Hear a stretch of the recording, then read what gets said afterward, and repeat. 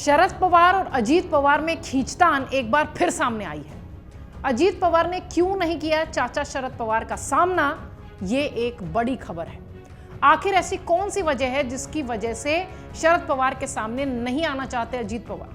आखिर हम ऐसा क्यों कह रहे हैं, ये भी आपको बताते हैं। क्योंकि एक कार्यक्रम आयोजित था जिसमें अजीत पवार और शरद पवार दोनों को पहुंचना था, लेकिन अजीत पवार वहां नहीं पहुंचे।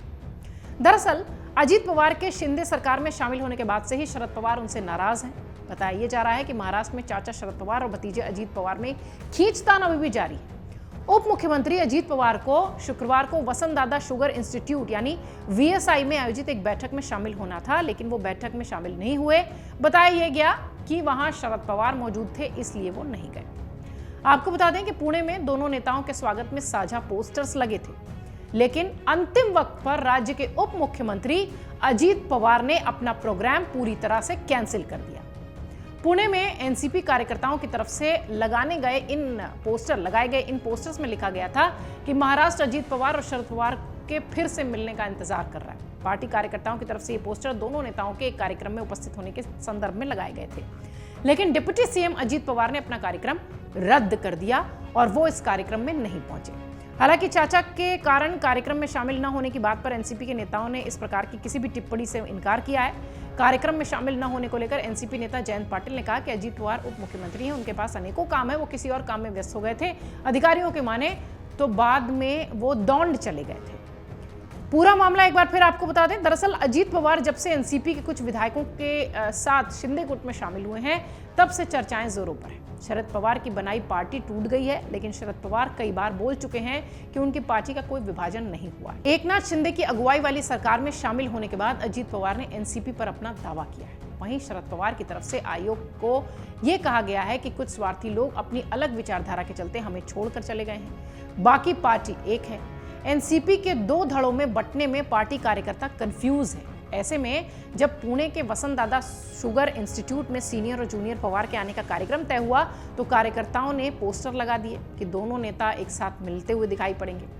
महाराष्ट्र में भी अच्छा संदेश जाएगा, लेकिन अजीत पवार ने अपना कार्यक्रम रद्द कर दिया। पुणे के वसंतदादा शुगर इंस्टीट्यूट के चेयरमैन एनसीपी प्रमुख शरद पवार ही हैं, जबकि महाराष्ट्र की मौजूदा सरकार में उप मुख्यमंत्री अजीत पवार उसके मेंबर हैं, सदस्य हैं। इंस्टीट्यूट ने दोनों नेताओं का कार्यक्रम आयोजित किया था, निमंत्रण भेजा था। इंस्टीट्यूट की मीटिंग में दोनों के पहुंचने की संभावना थी, इसकी तैयारियां भी देखी गई, लेकिन आखिरी समय पर अजीत पवार नहीं दिखाई पड़े। चाचा शरद पवार से नाता तोड़ने के बाद अजीत पवार हाल ही में पहली बार बारामती पहुंचे थे। यहां उनका भव्य स्वागत हुआ। एनसीपी नेता अजीत पवार ने यहां पर कहा कि बीजेपी शिवसेना में शामिल होने का सिर्फ एक कारण था, और वो था विकास। पवार ने देश में विभिन्न परियोजनाएं शुरू करने के लिए पीएम नरेंद्र मोदी का स्वागत किया। उन्होंने कहा कि आपका विश्वास नहीं तोड़ूंगा, किसी का अपमान करने की मेरी कोई मंशा नहीं है। देश में पीएम के अलावा और कोई ऐसा नेता नहीं है जो कड़ी मेहनत कर रहा है।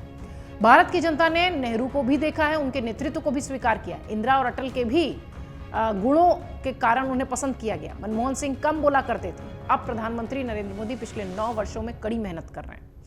ये सारी बातें उन्होंने बारामती पहुंचे थे तब वहां कही थी। बता दें आपको, याद भी दिला दें, अजीत पवार इस साल के जुलाई में ही महाराष्ट्र के उप मुख्यमंत्री पद से शपथ लेते उनके पद पर दिखाई पड़े थे। उनके इस कदम से सभी अचंभित थे। उनके साथ एनसीपी के 8 बागी विधायक भी मंत्री पद की शपथ लेते दिखाई पड़े, जिससे कि पार्टी में विभाजन हो गया। अजीत पवार जुलाई में एकनाथ शिंदे के नेतृत्व वाली सरकार में शामिल हुए थे, जिसमें पार्टी का विभाजन हुआ था, और बाद में अजीत पवार ने एनसीपी पर दावा ठोक दिया था। महाराष्ट्र में अजीत पवार की बगावत के बाद राज्य में समीकरण बिल्कुल बदल गए।